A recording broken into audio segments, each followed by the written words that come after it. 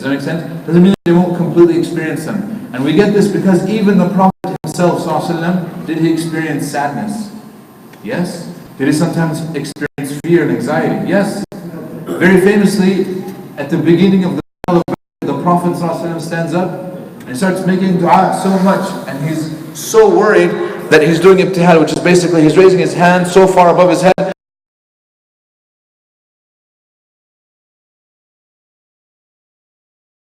Oh, it's okay, Allah's on our side, don't worry.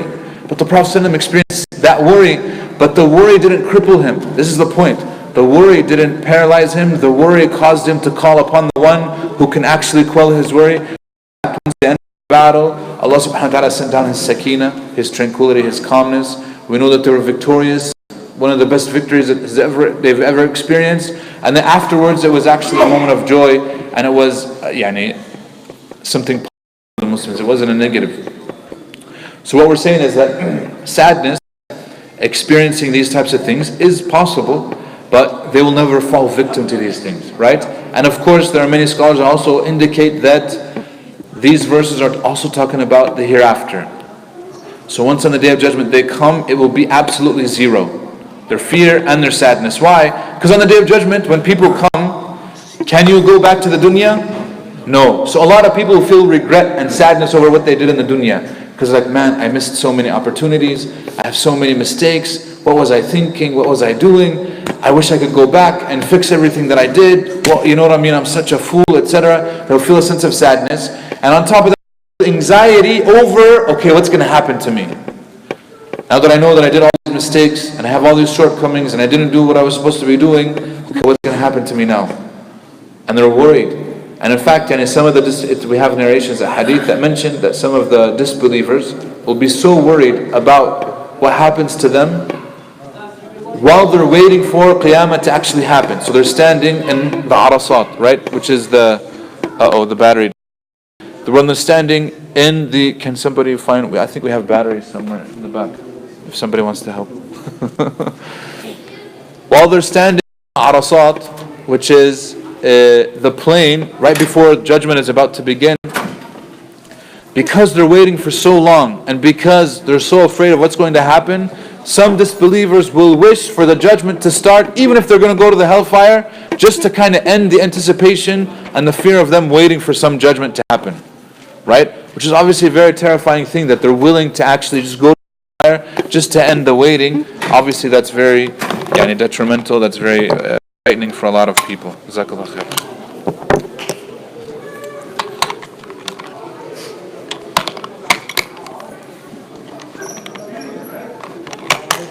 So, alright, so for our discussion, we want to know who are these people, right? Who are the awliya? And Allah explains it in the Quran. The very next verse, Allah explains who they are. Who are the awliya, right? It says, أَلَا أَنَّ أَوْلِيَاءَ اللَّهِ لَا خَوْفٌ عَلَيْهِمْ وَلَا هُمْ يَحْزَنُونَ. What does it say? الَّذِينَ آمَنُوا وَكَانُوا يَتَّقُونَ. Those who believe and they do righteous deeds. That's it. If you want to be a wali, you just have to believe in Allah and have taqwa. Faith in Him. And taqwa is of course doing the actions that will protect you from His punishment. Because the word taqwa comes from the word protecting yourself of some sort of harm. Right? This is in the famous explanation of Umar ibn Khattab radiallahu anhu, when he was asked about taqwa, and he says, how do you do when you walk into a valley full of thorns and it's very thorny? How do you avoid them? It says, I watch out, I be careful, I take my garment up, you know what I mean? I'm protecting myself from the thorns as much as possible. And he says, that's taqwa. That you should be doing the same thing with regards to your behavior with Allah subhanahu wa ta'ala. You're avoiding the things that Allah has prohibited. You're doing the things that He encourages you to do, the things that are necessary for your salvation. By the sky and the night comer, and what can make you know what the night comer is? Right? So then He explains, Allah subhanahu wa ta'ala explains what at-tariq is. Because as-sama, does as-sama need an explanation? No, it doesn't. So if it said, وَمَا أَدْرَاكَ مَا السَّمَاء, then we'd have a problem. We'd be like, wait, is the sky different? No. We agree that everybody knows what the sky is. But at-tariq is the thing that's in question. And then Allah in the next verse explains. He says, النَّجْمُ الثَّاقِب. The at-tariq is the piercing star, and Najm al-Thaqib. This is one translation. And inshallah ta'ala, if Allah gives us enough time in this life, we can go over like a tafsir of Surah Al-Tariq and talk about it in more detail.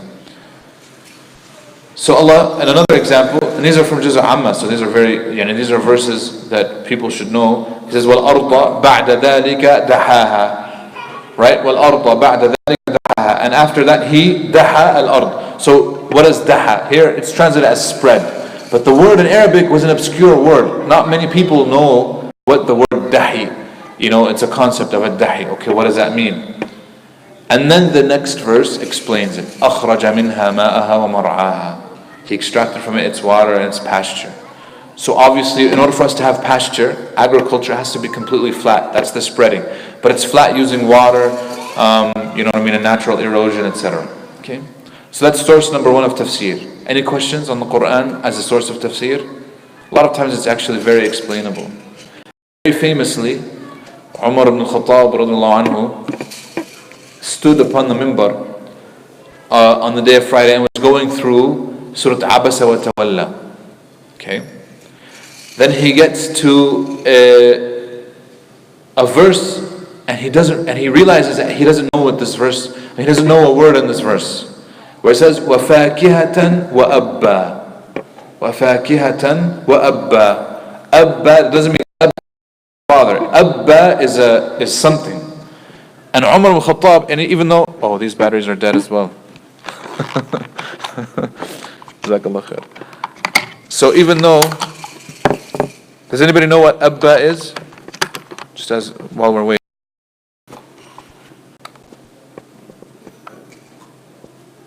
Fakiha. What's fakiha? Okay, these batteries are full. Inshallah they'll last longer. What's fakiha? Aywa, fruits. So we get what fakiha is. So within the context, you can understand that abba is what? It's going to be close to this, correct? But it's something different. And Allah doesn't mention words just for nothing. There's a purpose behind every word in the Quran. We believe this. He says, أما الفاكهة فقد عرفناها وأما الأب فما هي. He says this out loud, like he's thinking, he's wondering to himself. And then he tells himself, يا عمر إن هذا لتكلف. Oh Umar, this is takalluf. This is like you're trying to burden yourself with something too much. Why would Umar say that this is takalluf? This is a question. Wallahi, to me, it's a very important question. Does anybody know? Takalluf, what do you mean by takalluf? He's burdening himself with trying to find out what exactly this means. Because it's not really important in the moment. Very good. It's not important in the moment. طيب. Number two, let's say he finds out what it does or what it is. Is there any action that he can build upon that knowledge? Like هو علم لا ينبني عليه عمل. It's a type of knowledge that no actions are built upon it. Fair enough? Does that make sense? What knowledge are we required to actually gain and obtain in this life? Knowledge that we actually need to get into Jannah and protect ourselves from the hellfire in a very simplistic way. Correct? Obviously to do that, that means I know exactly what Allah has obligated upon me, and I need to know what exactly Allah has prohibited upon me. I need knowledge that I feel enough yaqeen and certainty in my life that I know that my religion is true, that everything that I'm doing and practicing is correct, etc. Right? I need knowledge of context, etc. to be able to live my life and to be able to know right and wrong, etc. طيب. Upon this, if he knows what abba is or fakiha is, will it make a difference in whether he enters Jannah or not? Like on the Day of Judgment, is Allah going to ask him that question? No, He's not. So he realizes, okay, this is too much. If I don't realize what this word is, nothing important is going to happen because of it. One of the young Sahaba came up to Umar, because Umar said this out loud, and he tells him, Ya Umar, you have the answer with you. He says, what? He says, the next verse. What's the next verse?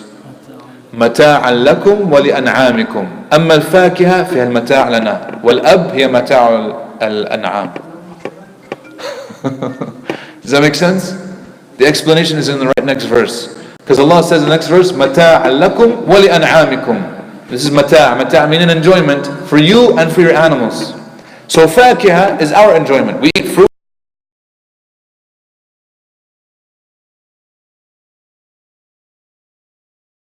but most might not, especially an'am. When you're talking about an'am, we're talking about cattle, you know what I mean, things that we raise.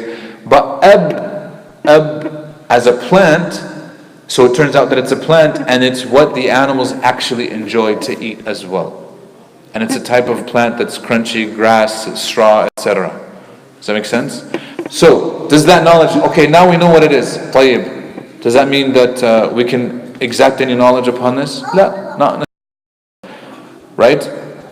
The point of this discussion though is that sometimes we might have people that overly stress finding out what certain things mean, and they might not find the answer that satisfies to them. This be problematic. At a certain point, do we have to accept that, okay, I'm not going to understand everything in the Quran? Very easy example, al-huruf al-muqatta'a, the letters that are in the Quran in the beginning of the surahs, right? Definitively, what do they mean? What do they indicate? What do they allude to?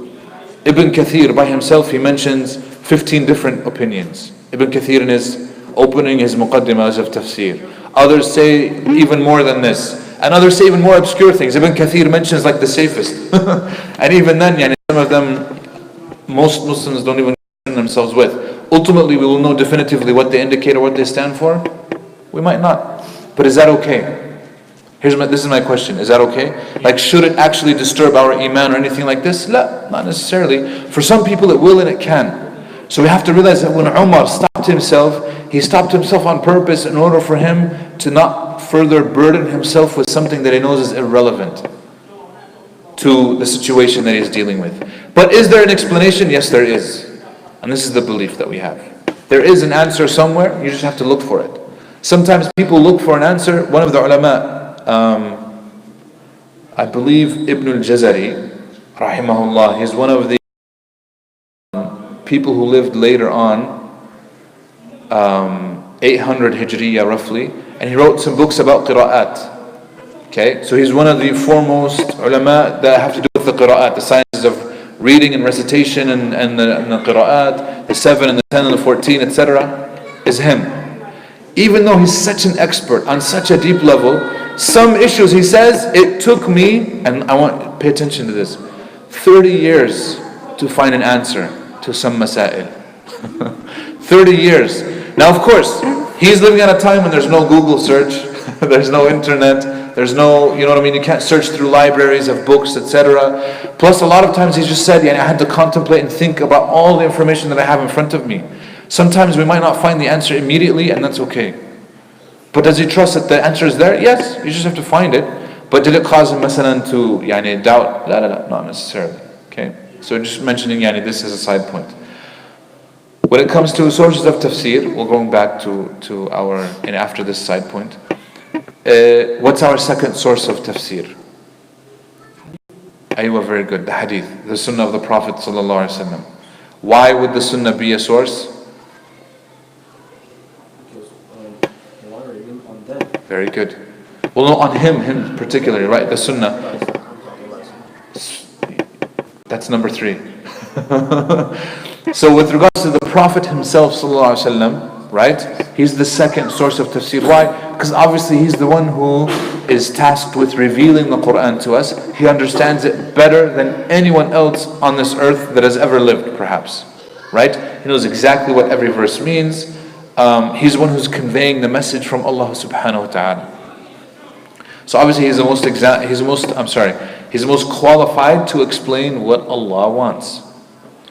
There are entire books within the books that we have of hadith that are called kitab, and then they have like examples. Now here's the thing, will we find every single verse explained by the Prophet sallallahu alaihi wasallam? No, we won't. Okay, this is important to note. Why? Because it's in those verses where the Prophet doesn't explain that we have to rely on other sources as well. Okay, the Prophet will explain certain things, especially things that we won't actually have the ability to know unless the Prophet explained it to us like this. Does that make sense? Otherwise, okay, how did you know this? Because there's no linguistic connection, there's no scientific connection, there's no any connection, context, nothing. It has to be purely wahy. The only way to know what that means is through wahy revelation. So, and we'll mention an example, this will make it clear inshaAllah ta'ala. Allah says in the Quran, لِلَّذِينَ أَحْسَنُوا الْحُسْنَى وَزِيَادَةً. For the ones who have done good is the best and more, or an extra. The husna is Jannah. Everybody agrees upon this, right? This is very easy. So what's ziyada and more? Now? Aywa, very good. Yes.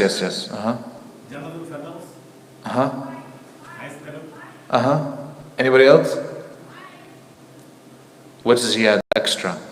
Saying you get Jannah and then more. People, if the Prophet never explained this, you wouldn't know what more is. Because there's no way to know. Because we think a lot of times that, okay, Jannah is the top. If you get Jannah, he said it right here, but nobody heard him. I wanted to see if somebody else would have him as well. But he got it.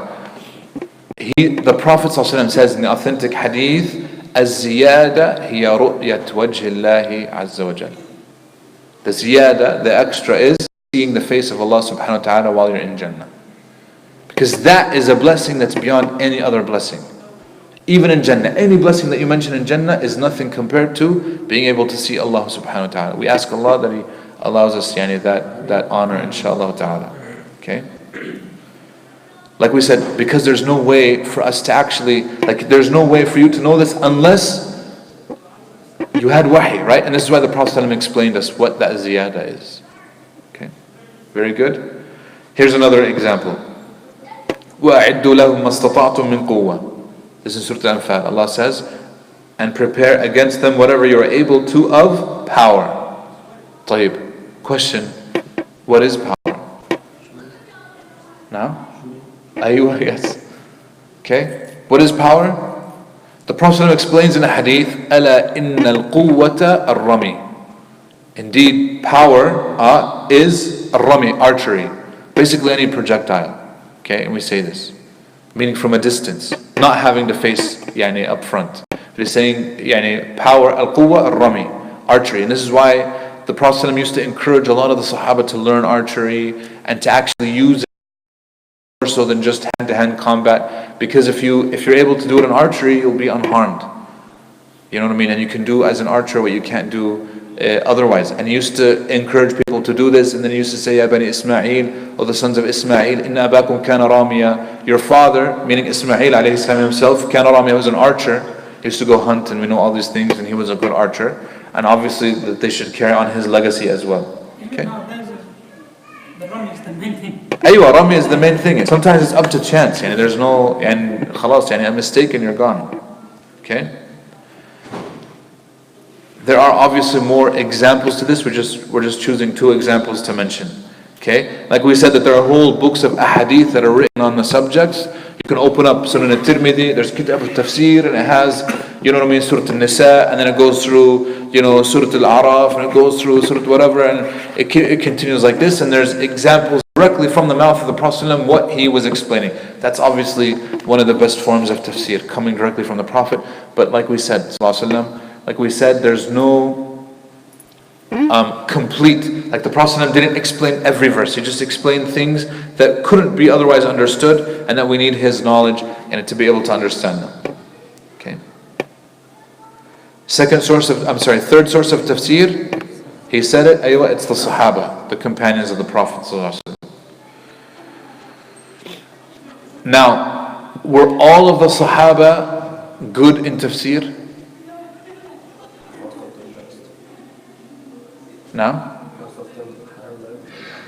Yeah, obviously the Sahaba, that's why we're including them as number 3, right? Number 3 source of tafsir is the Sahaba, okay? So obviously they're higher than anyone else that's going to come.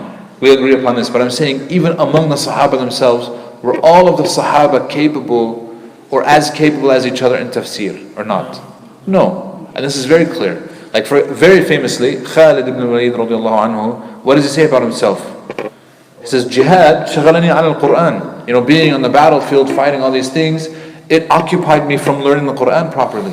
His knowledge of the Quran was, compared to others, not as high. Now, does that mean that he didn't know the Quran? Or, no, that's a completely different thing. He obviously was a practicing Muslim. He knew as much as he could, and he was doing what was necessary in his lifetime. But there were certain Sahaba who had more knowledge when it came to tafsir than others. Who do we know? Abdullah ibn Abbas, Abdullah ibn Mas'ud, Abdullah ibn Umar.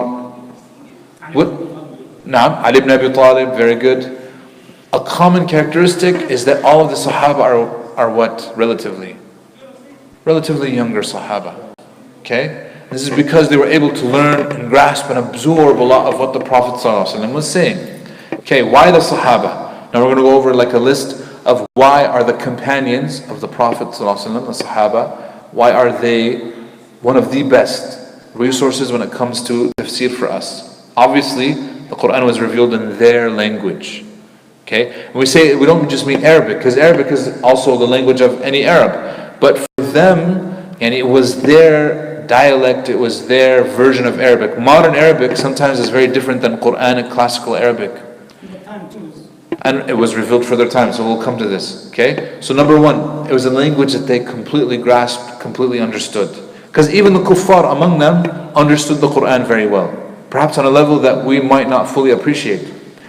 Number two is that the Quran, when addressing the believers, who is it addressing? It says, Ya ayyuhalladhina amanu. It's actually addressing them because they were alive while the Quran is being revealed. So obviously, whenever the Quran is addressing them, then obviously we know that it's addressing them number one. For us, we're like number 50 in terms of generations, if number 50, right? But for them, it's them number one because it's live.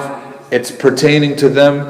It's even addressing things that they are going through themselves. Things that we might not go through. Like the hijrah, for example, none of us will ever go through that probably. Does that make sense? But for them, they went through it, they lived it, and obviously it's addressing them directly. Because of this, they are also the safest with regards to misinterpreting the Quran. Meaning, they won't misinterpret it. Their interpretations are almost always, not almost always, their interpretations are the most valid out of any Muslim that's outside of the Prophet ﷺ because of all of these factors. Okay? They won't misspeak with regards to what Allah intends. Remember, we said one of the dangers of tafsir was what? You're kind of translating for what Allah wants. You're speaking for Allah on a certain level. When a person does tafsir, they're speaking for Allah subhanahu wa ta'ala. The Sahaba, because of this, were very much protected from falling into misspeaking. Also, because there's so many knowledgeable Sahaba among them, imagine if one Sahabi misspeaks. Imagine, we're not saying that it actually happened, but imagine he misinterpreted a verse. Do you think the other Sahaba would be quiet? They would never be quiet. They're like, what are you saying, man? And you're going against what all of us are saying? So they would. And we see this, that they were quick to correct each other, to always speak the truth, and they weren't afraid of speaking for the truth no matter what. And many of the Sahaba actually did this. Does that make sense? Because they had this mentality of, what am I afraid of? If this is the truth, this is what I believe, I'm going to say it. And they did. Okay? And if somebody said something that was out of line, they would tell him. They always, basically they spoke their mind, which is another characteristic. Okay, they did correct each other, they gave advice to one another, etc. And we know this. There's many examples of the Sahaba interacting with one another. Very good. Obviously, there's a lot of examples of this. In fact, many books have been compiled just narrating the narrations that we have that go back to just one Sahabi. To have a whole tafsir, that's Tafseer ibn Abbas. Okay. Now, it won't be the entire Quran because we don't have narrations that go back directly to Abdullah ibn Abbas. What we do have is, we'll call it in step number 4, complete. But complete that go to individual Sahaba, we don't. Every verse of the Quran. Does that make sense? Because in fact, they didn't perhaps level or in a level where we have chains of narration that are authentic enough to go back to each one of the Sahaba. But very famously, we have Abdullah ibn Abbas, Abdullah ibn Mas'ud, Ali ibn Abi Talib, like you guys said, and many others, Abdullah ibn Umar, and all of these things. Here's an example. This verse in Surah Al-Ma'idah. Allah subhanahu wa ta'ala says, وَإِن كُنتُم مَرْضَى أَوْ عَلَى سَفَرٍ أَوْ جَاءَ أَحَدٌ مِّنكُم مِّنَ الْغَائِطِ أَوْ لَامَسْتُمُ النِّسَاءَ. So these are all cases in which a person has to do tahara. So these are places These are things that break a person's wudu or ghusl, depending on what it is. But they're all mentioned, one after another in the course of the same verse. Allah says, but if you are ill or on a journey, or one of you comes from the place of relieving himself, or you have lamastumun nisa, contacted women, or came in contact with a woman. Okay? What does that mean? Came in contact with a woman. If I don't know what it means, who do I go to? I go to other places in the Quran. Well, it's not really clear. The Quranic language, by the way, here is very respectable. This is why Allah uses this language. You go to the Prophet ﷺ, there's nothing that indicates explicitly what's meant here. But then when you go to one of the Sahaba, Abdullah ibn Abbas, he says, oh, I know exactly what this means. What does Abdullah ibn Abbas say about this verse? What does la mastum nisa here mean? Contacted women. What does it mean? Aywa, it means al-jima'. Right? It means intimate relationships, intimacy. Okay? It doesn't mean just touching. The ayah, if I don't have any of that knowledge, these batteries died as well. Yalla, alhamdulillah. I thought we had more rechargeable. Can you, in the charger there was no rechargeable? Do we need to charge these? طيب مش خير إن شاء الله. So Abdullah ibn Abbas, he says what is meant by contact is intimacy. But if I don't have that knowledge, I'll think that anytime I touch a woman, what'll happen? I have to make wudu. Oh no. La hawla wa la quwwata illa billah. So then you would be Sometimes when we put the change in the counter, they get mad. So we have to put in their hand and we touch their hand. So we have to make wudu again. You work in the store, busy. So man, Allah ya'inakum Allah. May Allah make it easy on you. Yeah. Until he tells us, no, that's not what it means. Yeah. Yeah? No, there were people, so my grandfather, he tells me, rahimahullah, that back in the day, there were people who used to take this verse very literally as well. To the extent that even husband and wife, because it says nisa, it says women generally. It doesn't say, it does not differentiate between if she's your wife or she's not your wife. So even your wife, she breaks her wudu.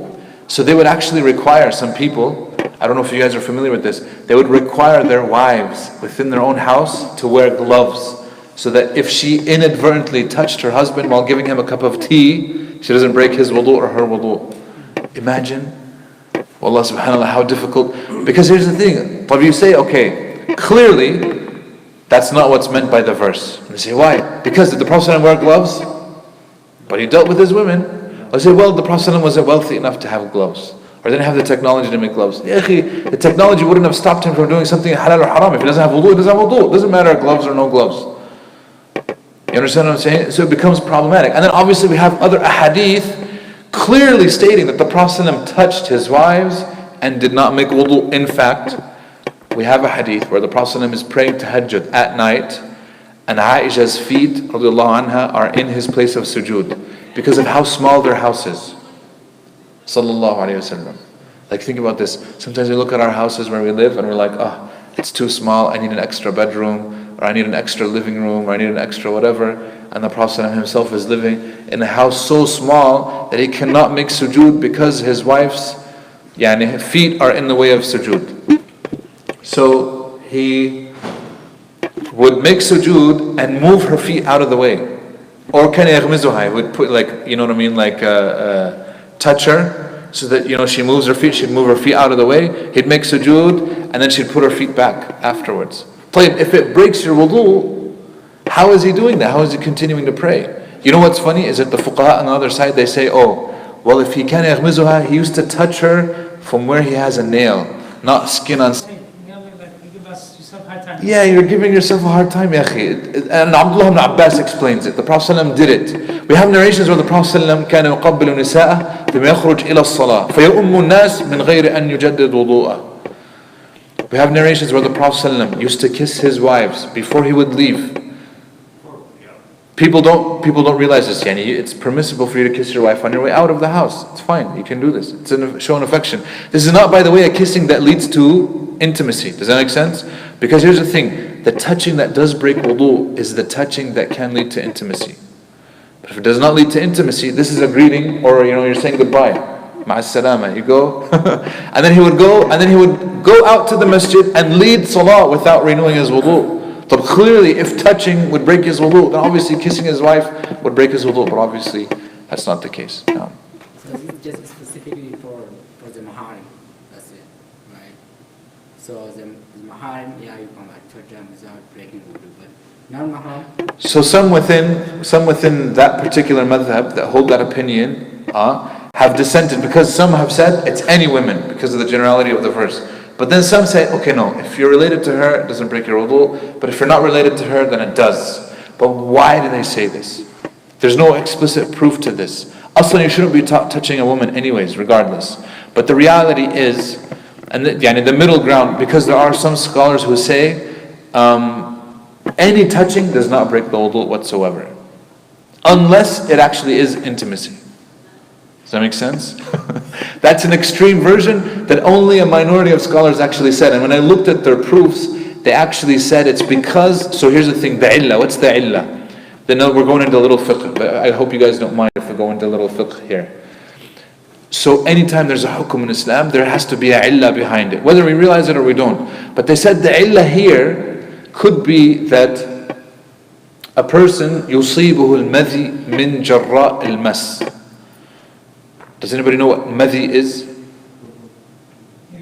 And it's not al-mani. Al-mani is al-ma' al-dafiq, right? That's al-mani. But al-madhi is a clear liquid. Al-madhi is the clear liquid that comes out way before. This is just when the person has a state of arousal bas. Does that make sense? Ali ibn Abi Talib, for example, he was shy to go to the Prophet ﷺ because he's married to his daughter. So he sends Bilal. And he says, Bilal, go ask the Prophet ﷺ this question. It shows us the hayat that they used to have with each other. Because obviously he's married to his daughter, he doesn't want to be embarrassed. But Ali himself, he says, كُنْتُ رَجْلًا مَذَّاءً. I was a man who, madhi would happen to me. Now some people, they don't get the madhi thing. Nothing happens to them. You know what I mean? Even in a state of arousal, etc., nothing, you know what I mean? It doesn't affect them that much. What I'm talking about, this clear liquid. But Ali ibn Abi Talib, he says, the clear liquid, anything is very sensitive person, basically. So he sends Bilal, and Bilal radiallahu anhu goes to the Prophet ﷺ, and he asks the Prophet. Now the Prophet ﷺ realizes that this question isn't coming from Bilal. Why? Number one, Bilal wasn't married at the time, right? So clearly, okay, someone that Bilal was asking the question, he knew that it wasn't Bilal, but he didn't mind. He says, okay, tell him. So he says, not to him. He says, tell him. يَكْفِيكَ مِنْهُ الْوُضُوء. All you need to do is make wudu. And another narration, just wash yourself, wash your privates. Okay? Realize that the way that the Prophet ﷺ indicated to them that al-madhi itself also was not a major najasa, it's a minor najasa. This is where we get fuqaha who divide the najasa into different types. We have a major najasa and a minor najasa. Al-madhi, inshallah ta'ala, is a minor najasa because of this. طيب. Why are we saying this? Because they said if you touch a woman, by default, it doesn't do anything unless there's madhi, and then you have to renew your wudu, and that's the point. So in order for you to protect yourself from that maybe happening, you shouldn't touch aslan at all, number one. Does that make sense? Aslan, it's haram, number one anyways.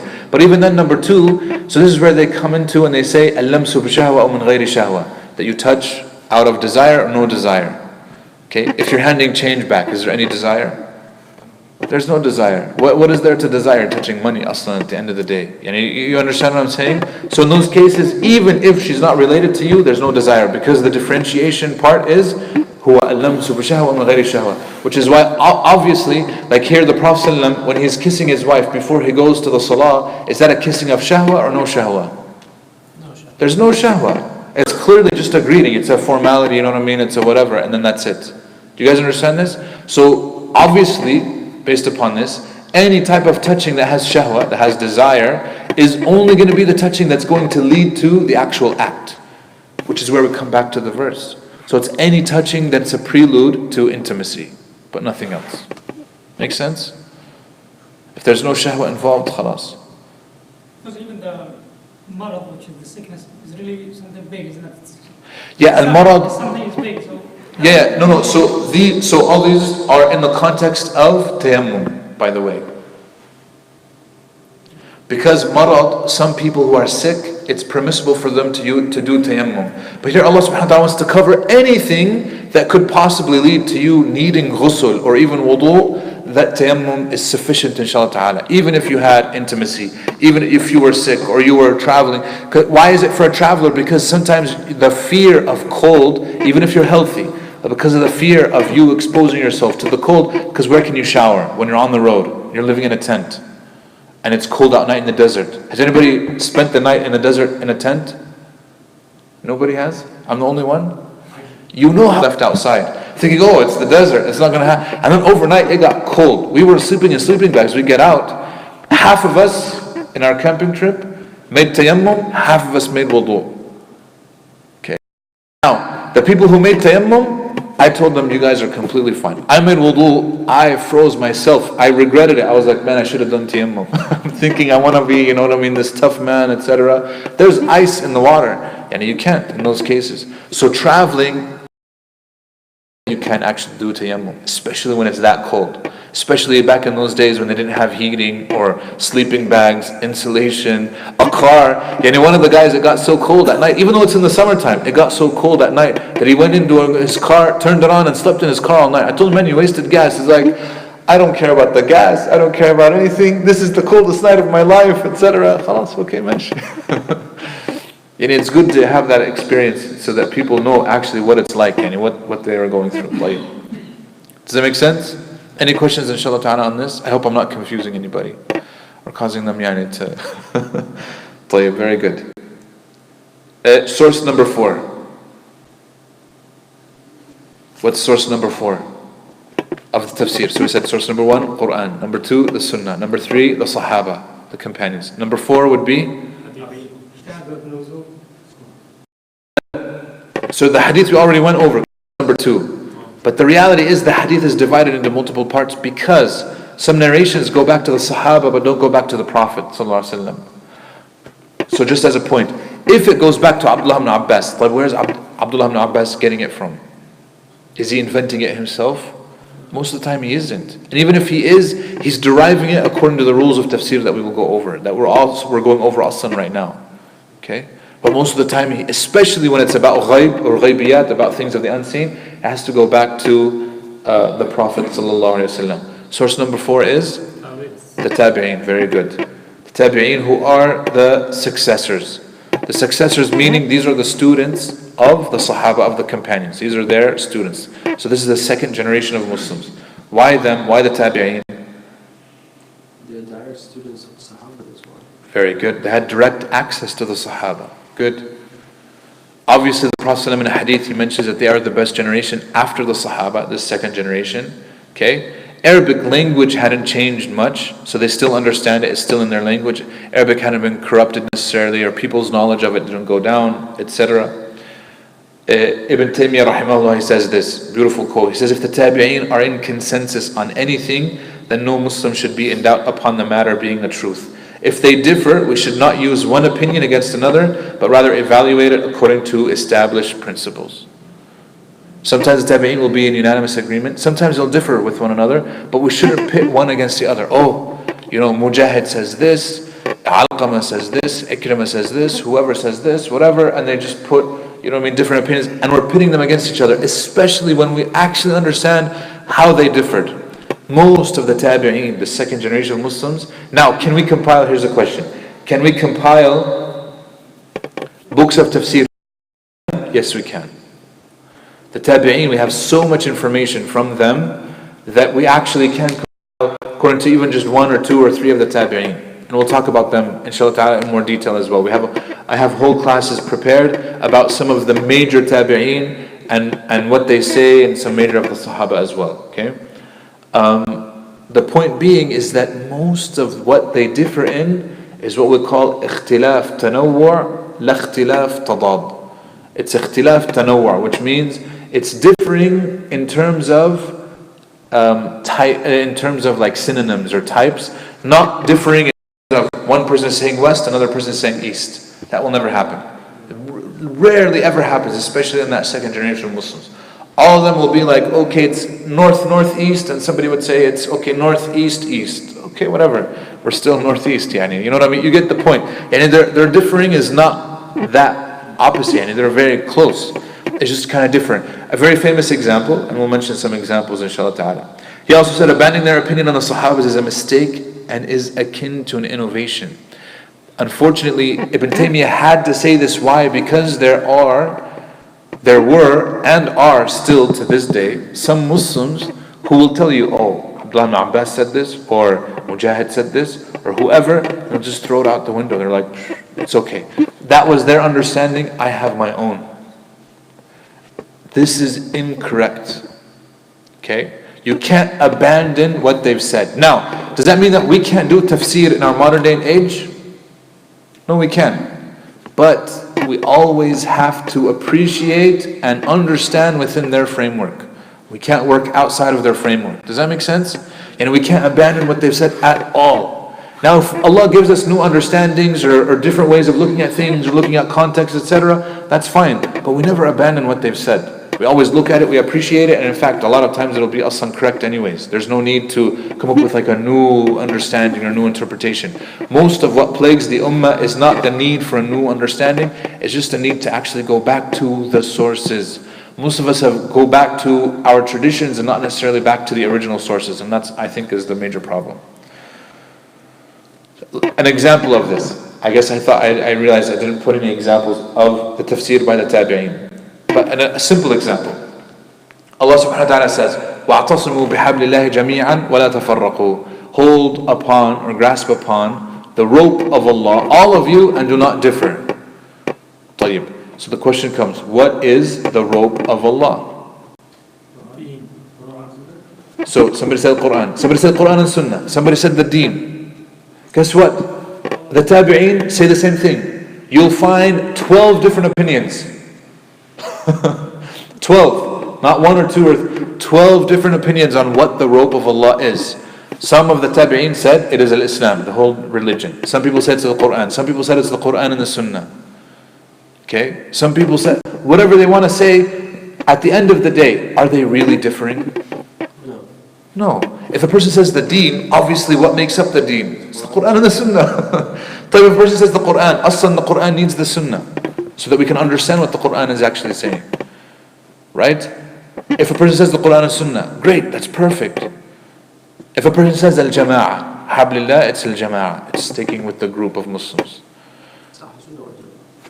Yeah, so then, okay, so are they really differing? Are they really that different? La, they're just different in what they're naming something, but at the end of the day, they're actually the same. Do you guys understand this point? This is actually very frequent in the Quran. Some people will say like, oh no, they're differing. Yakhi, what are they differing in? In reality, they're not differing in much. Okay? Okay. I hope inshallah ta'ala that's clear. Source number 5, it's the principles of the Arabic language. Okay? Usul al-Lugha al-Arabiyya. Why do we say it's the principles of the Arabic language? Obviously, number 1, Allah revealed the Quran in Arabic. If a person wants to do a tafsir, can they do a tafsir without knowledge of Arabic? No, it's going to be very difficult. I remember there was a guy we met who had done a translation of the Quran, into English, but he did not speak Arabic. What's the first question that would be on anybody's mind? How did you do it? What are you translating it off of? That's impossible. Yeah, so he said, well, he doesn't speak it. He says, I understand the words, obviously. He can go back and see, okay, this word means this word means this. But to be honest, would you trust the translation? No, nobody would. He doesn't speak it. It's not his first language. His first language is something else. Now, because his first language is something else, he went to some of the translations in those languages as well, and then he used those also as help to translate the English one. Does that make sense? But now, the English is third language in the process, and not even a second. So it becomes hugely problematic, And this is one of the problems that we have with the Bible. The Bible, right now, the English one that we use, modern American English, is based upon what? It's a translation from what? Most of them are actually not translated from the original Greek. Because most attempts to go back to the original Greek are deficient, they're going to have problems. The Greek itself is inconsistent, there's different versions, there's different modes. They go back to what? The King James Version, or something, a variation thereof. The King James Version was one of the first Bibles to be authorized and submitted by a king to kind of standardize it, but it was based on Latin.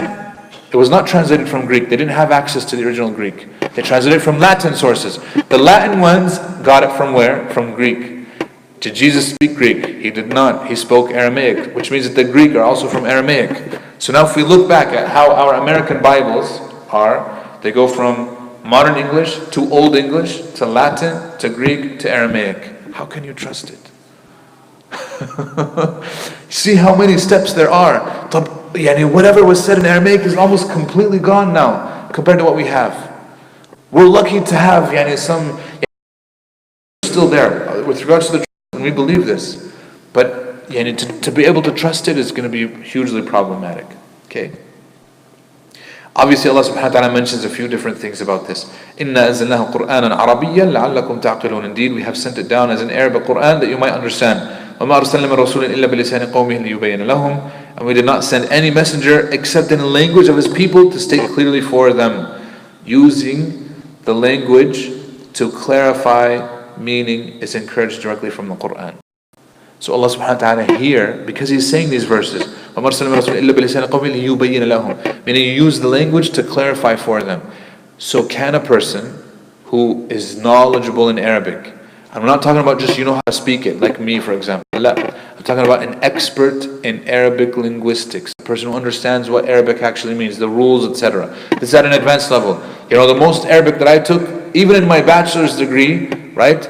We take levels of Arabic that I can tell you right now, I do not feel comfortable interpreting the Quran anywhere near on a linguistic level. You go back to the scholars, see what the specialists have actually said. Does that make sense? Because there's levels of Arabic here, and balagha, you know what I mean, and nahu, and i'rab, and all these things, that even when you study it, but practicing it, it's like, yeah, no, I'm not even going to attempt. You understand what I'm saying? These are why specialists are needed, especially when we want to understand it purely like on a linguistic level. But obviously this indirectly encourages us to also learn Arabic and learning the words and kind of understanding what they mean and understanding that it's a process. Alhamdulillah, I think we live in a day and age when learning Arabic is accessible for people who want to. Especially there's online classes, there's even apps now. Somebody was showing me there's an app on your phone that actually helps you learn Arabic, etc. And so, alhamdulillah, we live in a day and age when we actually can learn, and I think we should, according to our ability. Is it a requirement? No, it's not a requirement, but does it help you appreciate the Quran much better? Yes, 100%. Some other points, these are added. Obviously the importance of context when doing tafsir. We can't take the verse out of its context, meaning by itself, just doing a tafsir of it can prove very detrimental and very difficult. This is why there are Islamophobes, people who try to attack the religion by taking verses out of their context and understanding them just as they are without putting them in their place in the Mus'haf and even their place within the historical context as well. Okay. What do we do when there's a difference between the linguistic definition of a word and the technical definition of a word that happens to happen in the Quran? We asked this question, I asked you guys this question a few times after Isha, about the word tazakka or zakah. So for example, Surah Al-A'la, Allah subhanahu wa ta'ala says, قَدْ أَفْلَحَ مَنْ تَزَكَّى وَذَكَرَ اسْمَ رَبِّهِ فَصَلَّى. قَدْ أَفْلَحَ, he is successful. مَنْ تَزَكَّى, he who does tazakka, he gives zakah. However, we said that this surah, because it's Meccan surah, it was revealed before zakah was mandated. So does it mean zakah as the act of worship where you give charity, or does it mean something else? It means something else. It means to purify. Because the linguistic meaning here means to purify. Does that make sense?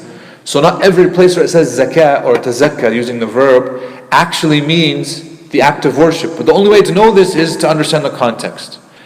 I'm going to ask this question now with regards to the word salah in the Quran, salah, to show you that not every salah means the same thing. Unless we take it from the language and then understanding the context. Very good. Are you guys ready? Allah says, لا تصلي على أحد منهم مات أبدا. And another verse says, خذ من أموالهم صدقة تطهرهم وتزكيهم بها وصلي عليهم.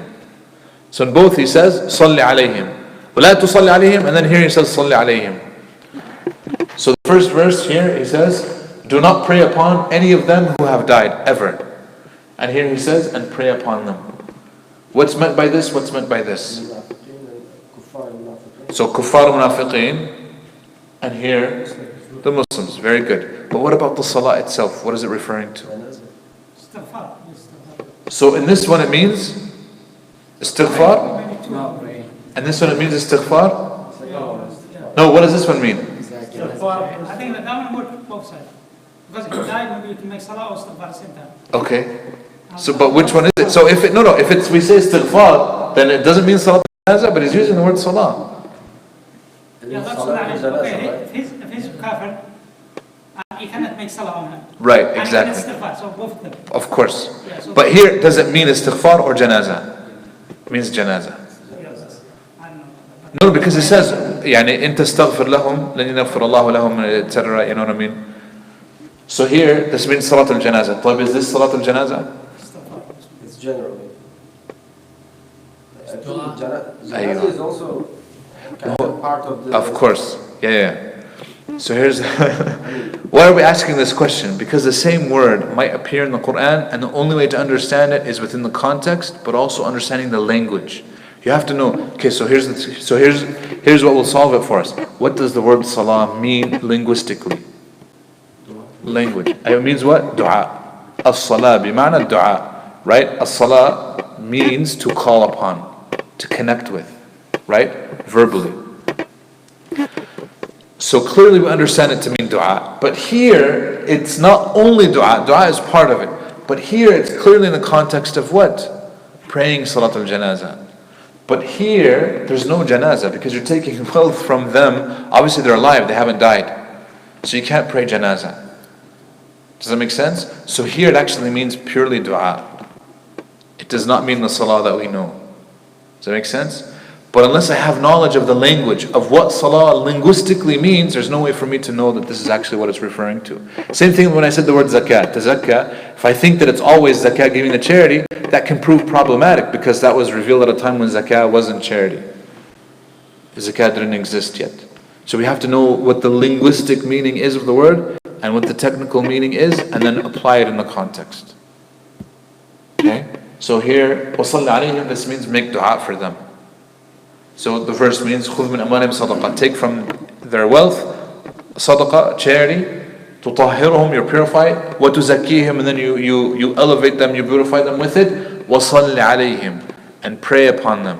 Here it means make dua for them. إِنَّ صَلَاتَكَ سَكَنٌ لَهُمْ, indeed your salah. So he even uses the word salah, but here it actually means dua. You're making dua for them. سَكَنٌ لَهُمْ, sakan, it's tranquility for them, it's calmness, which is a beautiful thing. This is why when we make dua for other people, or you make dua for somebody, etc., it helps them. Okay. Any questions? Yes. One question, brother. Yeah. Says, our Prophet kissed his wife before coming to Salah. Yeah. What was the proof? Who saw it? Who told it? How? In the hadith, I'll bring it inshallah ta'ala. I don't have it here in my notes. But it was narrated by the wives themselves. Yeah, they would say, because obviously the wives of the Prophet narrate a lot of hadith for us. This is one of them. There is some specific, It gets even more explicit. Yeah. It gets even more explicit than this. But the wives, because the thing is, they had a burden. Allah Himself in the Quran, He says what? Do not conceal what happens in your homes, because it's also part of the revelation. This is why Aisha was very upfront about what would happen in the homes. Yeah, exactly. There's so much where normal people would be embarrassed to share those details, but they're sharing them. Aisha in one hadith very clearly, she's kind of going against what a woman should not speak about, but she's speaking about it because she actually wants to show the Prophet ﷺ. And what he did, she's being honest. So like for example, one hadith, she says, there was one night, the Prophet ﷺ came, and he was making tahajjud at night. She said, I wanted closeness to him. But she didn't mean closeness. She meant obviously more than that. So she says, Ya Rasulullah, I love that you worship your Lord, but I also want you next to me. But if you have to worship your Lord, then I understand. And the Prophet said, yeah, let me worship my Lord a little bit. And he did. And she had to be patient with that. You understand what I'm saying? But she was very polite. The language that she uses, you wouldn't understand unless you yourself. She's saying that one time we were bathing, there was not enough water, and I started fighting with the Prophet, and we were teasing each other, like, leave some water for me, no, you leave for me, and this, and they're splashing each other. So. Okay, we get these narrations that obviously show us the playful side of the Prophet as well. That normally women wouldn't speak about this. This is like kind of their private, moments. But for them, because they had that task of sharing with us what the Prophet was like, they shared it. So, yeah. Okay, good. Any other questions, inshallah? Okay, barakallahu feekum, jazakumullah khair. I hope it didn't keep you too long, and I hope this was good. Is it okay if we continue doing the classes after Isha, or would you prefer between Maghrib and Isha? After Isha is good. Because I know before Maghrib, a lot of people can't come because of their jobs or whatnot. And especially like during the winter time, we might push. Isha will be like around 7 in the winter time. So obviously it's early enough that we can do the class afterwards. Inshallah ta'ala. Good? Okay. Barakallahu feekum, jazakallahu khairan, subhanakallah wa hamdik, nashhadu an la ilaha illa anta, astaghfiruka wa atubu ilayk.